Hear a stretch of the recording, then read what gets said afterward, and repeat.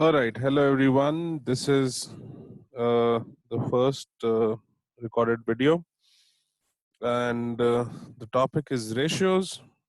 As you know, we did some questions, so I thought of sending you a video for your references. So before we proceed, uh, ratios. Why do we calculate them? What are these? How do we use them? Ratios are basically your, you can say, your numeric analysis, which is used to compare uh, performance. Okay. And this comparison of performance is from your past. That means the past of a business. Uh, Same size competitor, or finally, it could be the industry average. Now, why would you want to compare your performance? Like, क्या जरूरत है भाई? Why would you want to compare your performance? Number one, to see if you are going in the right direction. Like, if you're comparing yourself from your past performances, you'll get to know that if you're improving or not. If you're comparing yourself from your same size competitors, you'll get to know that who amongst the both of you is doing better. If you're comparing yourself with the industry average, definitely you'll see your progress, your graph against the norm in the industry, against the average in the industry. All right. Now, uh, moving on, another reason for this would be uh,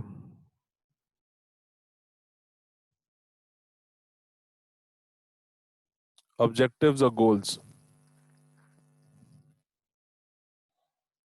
Whatever your business objectives were, whatever your business goals were, now what you'll do is you'll compare that what you had decided and what is actually happening with you right now. So that's a comparison as well. Again, it's a comparison of performance against your past. All right. Now, the ratios are divided into two categories. These three are profitability ratios,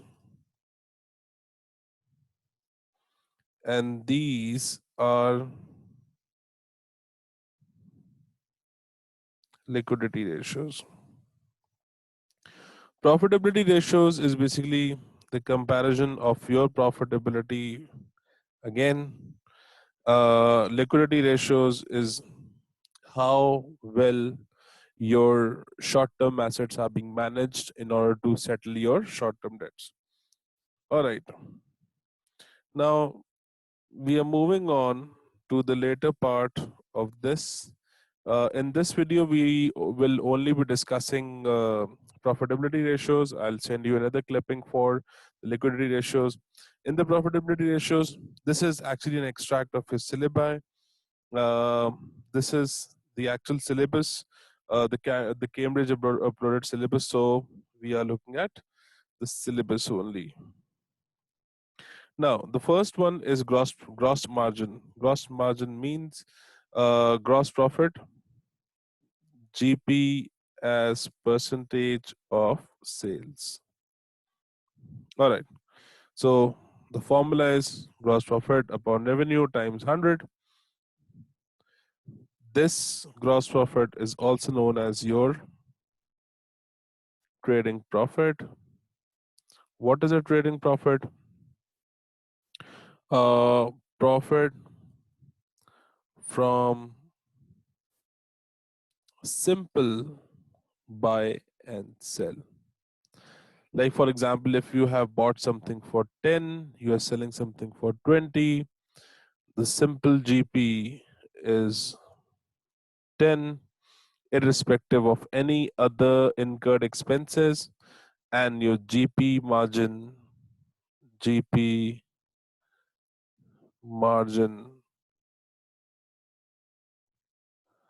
is 10 upon 20 times 100, that's 50%. This is other than irrespective of any other expenses that you incurred. Definitely, you actually don't work in isolation, and you don't only work on commission. Even the businesses that are being run on commission, that okay, buying and selling and making commission out of it, they also incur expenses like office rent, salaries, transportation. So gross profit margin is a simple trading profit margin. All right, now markup. Margin and markup are two different aspects that I would like to discuss. This is a simple generic equation. Sales is equal to cost of sales plus GP. In margin, we consider sales as 100%. Let's suppose GP is 20%, so the cost of sales would be 80%. So in order to mesmerize this, margin is on sales revenue, where sales is 100%. Now, if you look at markup, markup is a situation where the cost of sales is 100% and if the GP is again 20%, the sales revenue by adding them both together is going to be 120%. So markup is on cost of sales. All right. Now, who use margin and who use markup? A retailer would use margin. Why? Imagine a shop nearby or a store nearby. He is not producing anything. He is just buying and selling, or I would say he is just trading. So, since on each item that he's selling, there's a prescribed selling price, right? So, like for example, if you go on and buy a chocolate or something, that chocolate is price labeled at 100 rupees. So, the selling price is being labeled. So, the retailer is going to ask the supplier that, okay, since I have to sell it for 100, what is my margin in this? The supplier is going to be like, see, the selling price is 100, your margin is 20%, so it would cost you 80. All right. But if you think from the producer's point of view, for example, a producer of a pharmaceutical company which is producing medicines, a producer would identify cost of sales first. So they would know the cost of production. So on that cost of production, they'll mark up a profit element and then they'll calculate the selling price of it. So markup is being generally observed by the producer, and margin is generally observed by a retailer. Markup is on cost of sales, margin is on sales revenue. We'll look at some examples of markup and margin later on, just for your clear understanding. Okay, so this was markup. The formula for markup is, since markup is on cost of sales, so GP upon cost of sales times 100 is markup. Margin is upon sales, so GP upon sales times 100 is margin. And now moving on to the net profit margin. Profit margin is basically the net profit as percentage of sales. Oh, net profit is a percentage of sales. Net profit after all the expenses upon revenue, that is sales, times 100.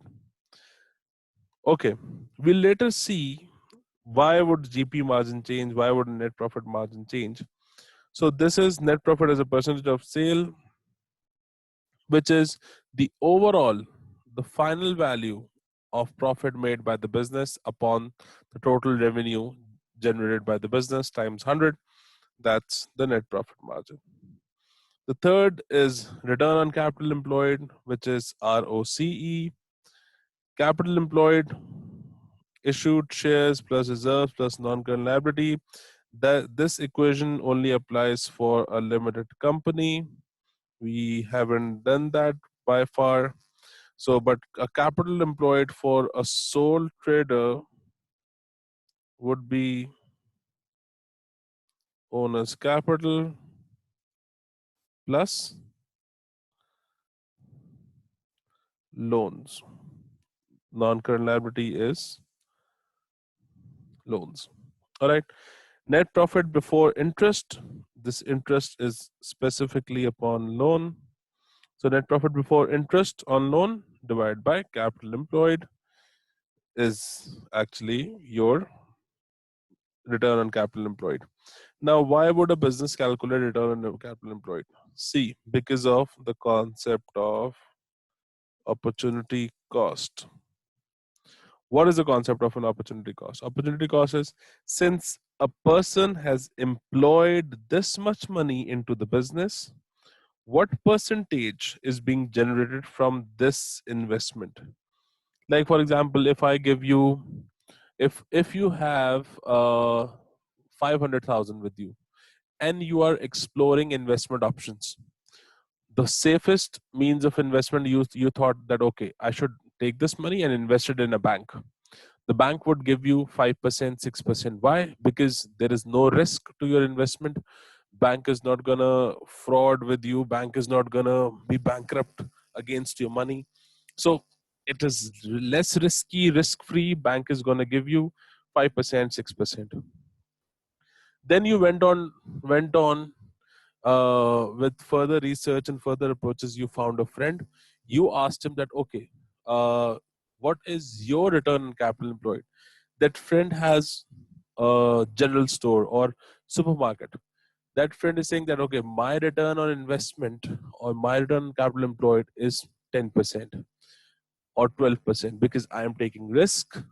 What I'm doing is basically I'm buying with the condition that it might or it might not sell, and against the risk that the things that I have bought might be damaged, obsolete, they might be obsoleted, or they might not be, customers might not buy it, they might be outdated, out fashioned, or numerous risk involved. But against that risk, he's earning 12%. So the bank would be giving you 6%. A general store was earning about like 10, 12%. Then you went on further exploring your options. You went on to meet a friend who was investing money in stock exchange. When you asked him about his return, he said, see, my return on investment is 20% because I'm taking more and more risk. I'm investing in riskier options, and those riskier options are generating me money. However, there's a huge risk that in just one blow, I lose everything that I have. So this return on capital employed is being calculated by the owners of the business just to compare that what their business is generating against their investments, so that they can compare the opportunity cost of investments. If they would have invested this money somewhere else, in other businesses, in other opportunities, so what are they earning over here as compared to what would they be earning in the other businesses? All right. Now, moving on, I would like to share some the theory part of these three ratios. Gross profit as a percentage of sale, you know the formula. The ratio shows how effectively a business has controlled its cost of goods. The gross profit ratio will change only if the selling price, let me just write per unit, or the cost per unit would change. It doesn't matter if you sell 1 unit, 100 units, or 1,000 units. If the selling price and the cost per unit is going to remain unchanged, the gross profit margin will never change. Let me give you an example. Selling price, cost, 1 unit. Okay, that's 1 unit. And these are number of units. 1 unit, 100 units, 1,000 units. Selling price is 10, cost is 6, GP is 4. So GP margin is 4 upon 10 times 100, 40%. For 100 units, the selling price, the total sales revenue is going to be 1,000. 100 times 10 per unit is 1,000. 100 times 6 is 600.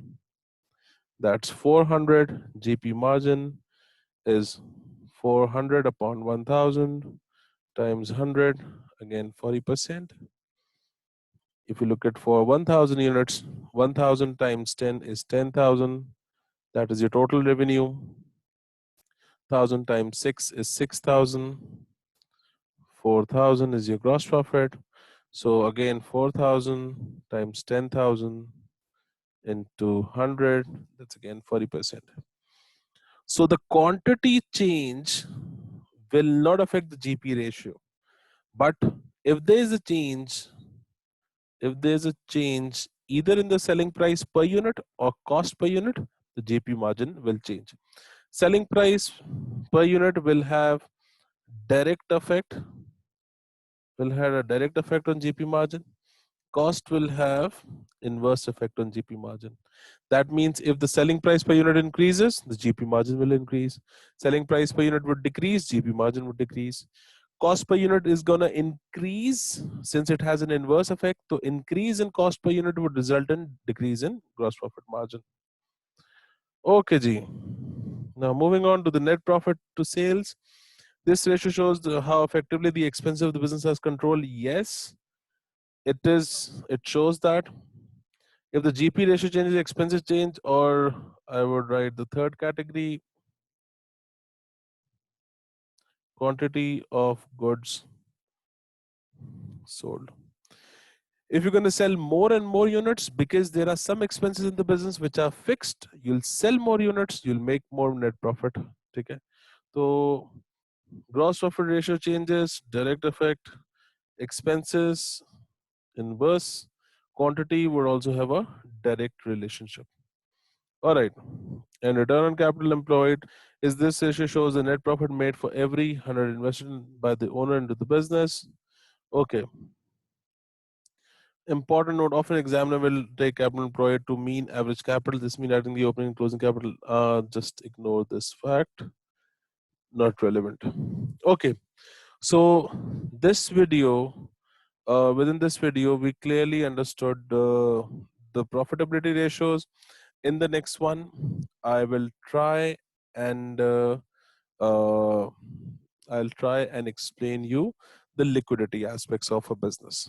Thank you.